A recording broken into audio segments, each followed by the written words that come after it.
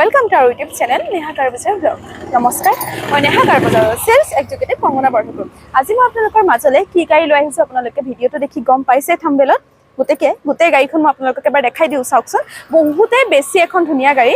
আপোনালোকক গোটেই গাড়ীখনৰ এটা ফিচাৰ্স মই দেখাই আছো। ভিডিঅটো স্কিপ নকৰাকৈ আপোনালোকে অনুগ্ৰহ কৰি শেষলৈকে চাই যাব।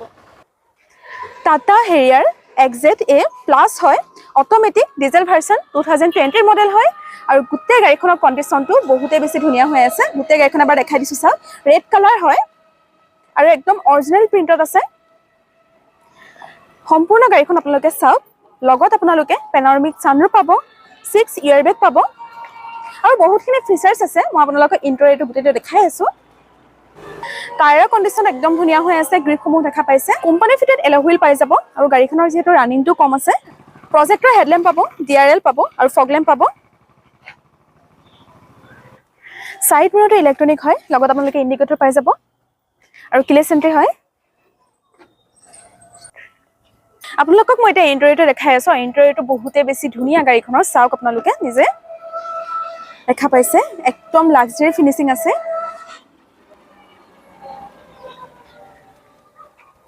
সম্পূৰ্ণ গাড়ীখনৰ কণ্ডিশ্যন একদম ব্ৰেণ্ড নিউ হৈ আছে এতিয়াও আৰু বহুতে কমফৰ্টেবল হয় গাড়ীখন। 4 পাৱাৰ ইউনিট পাব। লগতে সাইড মিৰৰটোৰ ভিতৰৰ পৰা এডজাষ্ট কৰিব পাৰিব। প্ৰথমে আপোনালোকে সানৰুফটো চাওক। গাড়ীখনত পেনোৰামিক সানৰুফ পাই যাব আৰু গাড়ীখন পুশ বটন ষ্টাৰ্ট হয়।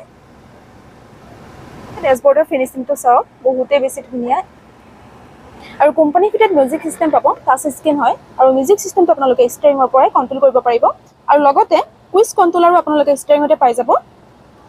Auto climate control AC heater আছে আৰু গাড়ীখন যেহেতু অটোমেটিক হয় চাওক।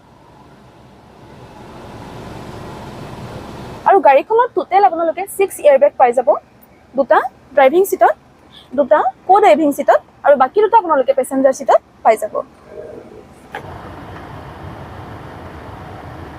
ষ্টিয়াৰিংটো চাওক, ফুল এডজাষ্টমেণ্ট কৰিব পাৰিব আৰু বহুত আৰামত আপোনালোকে ড্ৰাইভ কৰিব পাৰিব। চাওক গাড়ীখনত আপোনালোকে 3টা মোড পাব।